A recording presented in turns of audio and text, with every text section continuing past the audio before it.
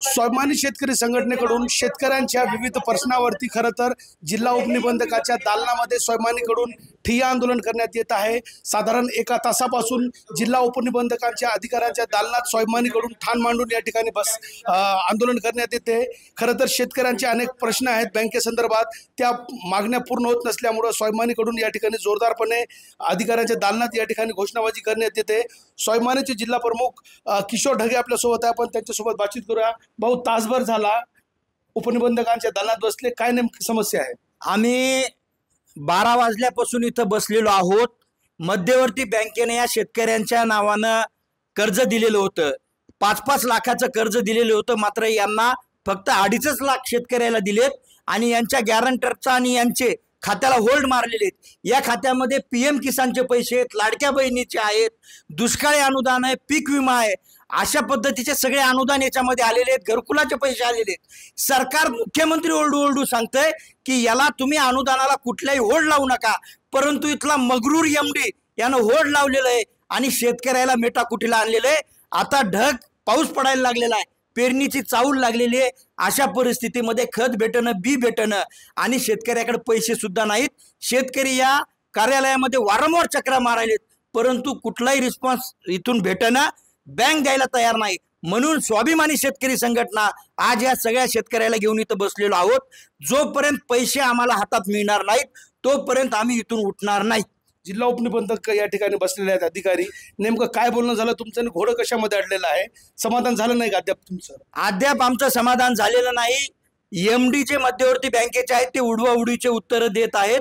या शेतकऱ्यांनी 17 एप्रिल रोजी एक निवेदन दिलेलं होतं की आमचे होल्ड काढा, कारण आमच्यावर जे काही अनुदान आलेलं आहे ते अनुदान आम्हाला भेटू द्या, आमचा उदरनिर्वाह याच्यावर चालू द्या।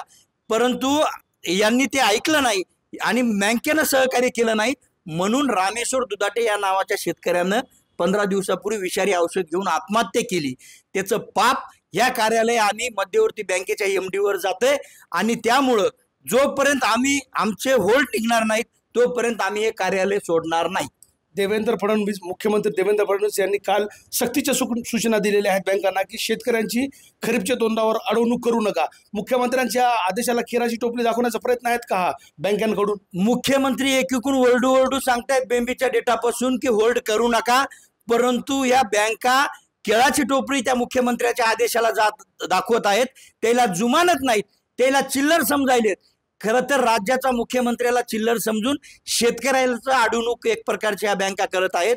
या आपल्या माध्यमातून मुख्यमंत्र्याला आणि या सरकारला माझं सांगणं आहे, वेळेत लक्ष घाला। सगळ्यात जास्त आत्महत्या आमच्या जिल्ह्यामध्ये, सोयाबीन कापसाची शेती आमची तोट्याची झाली। आता तरी लक्ष घाला मुख्यमंत्री साहेब आणि शेतकऱ्याला उभारणी द्या, अन्यथा आत्महत्या झाल्याशिवाय या जिल्ह्यामध्ये कोणीही रोखू शकत नाहीत।